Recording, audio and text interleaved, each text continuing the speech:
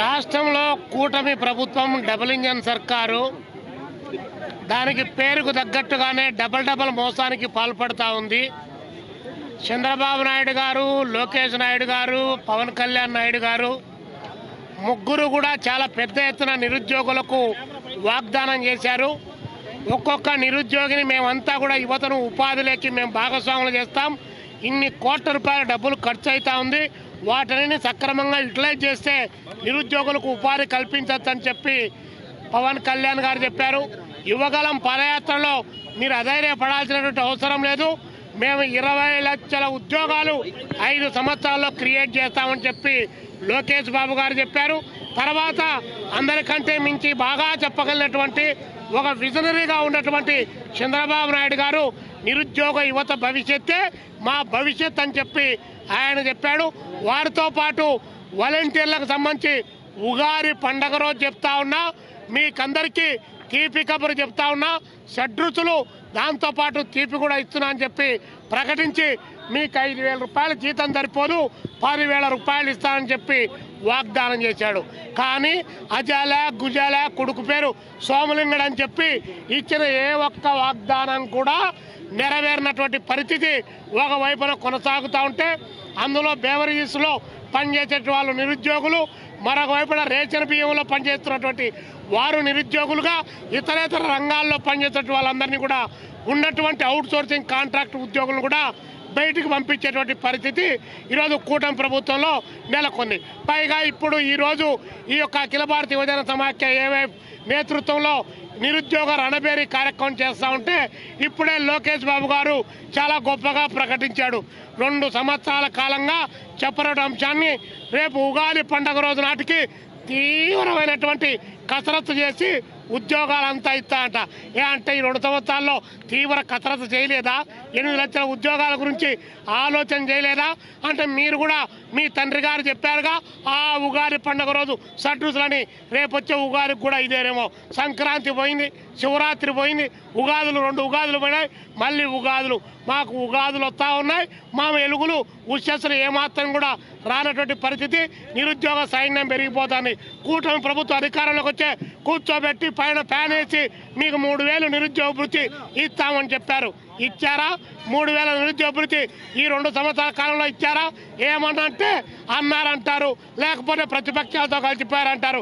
అంటే ప్రతిపక్షాలతో కలిసిపోవద్దు, నిరుద్యోగుల పక్షాన మాట్లాడద్దు, ప్రజా సమస్యలు చెప్పొద్దు, మీకు భజన చేయడానికి మాత్రమే ఇతర రాజకీయ పార్టీలు ఉన్నాయా?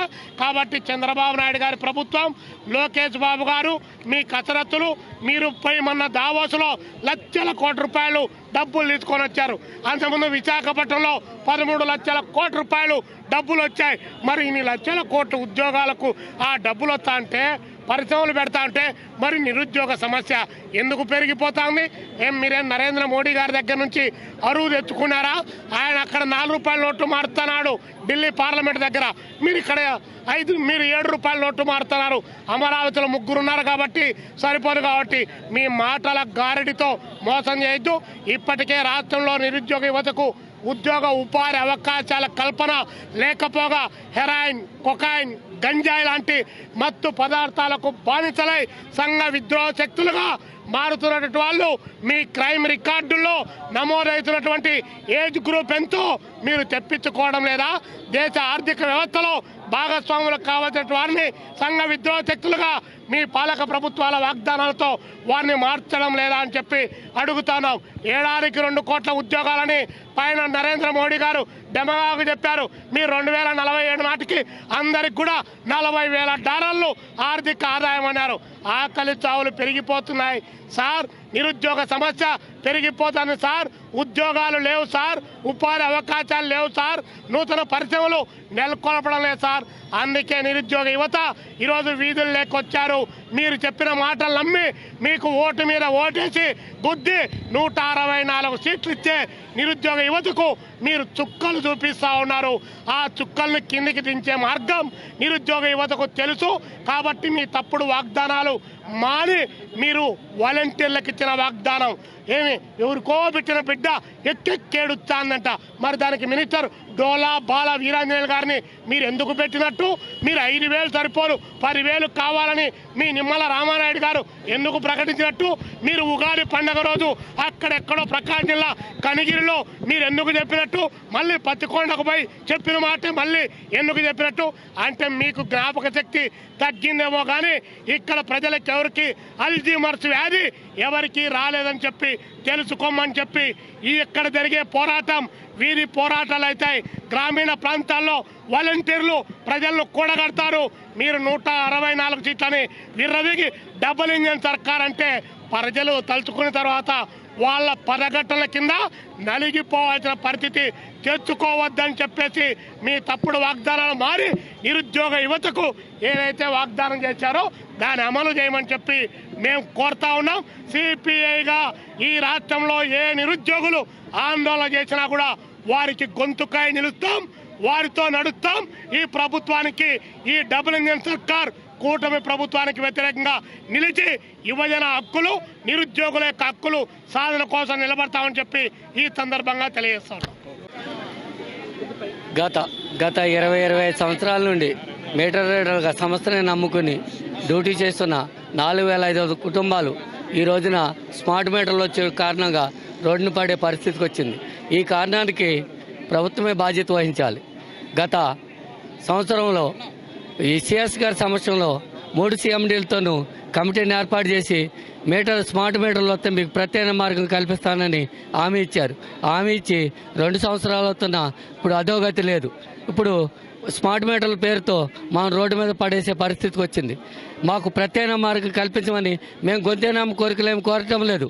మేము కోరేదల్లా ఒకటే, మాకు ప్రభుత్వంలోని 20-25 సంవత్సరాలు పనిచేస్తున్నాం కాబట్టి డిపార్ట్మెంట్లో ప్రత్యేక మార్గం కల్పించమని, ఉద్యోగ భద్రత కల్పించమని కోరుతున్నాం.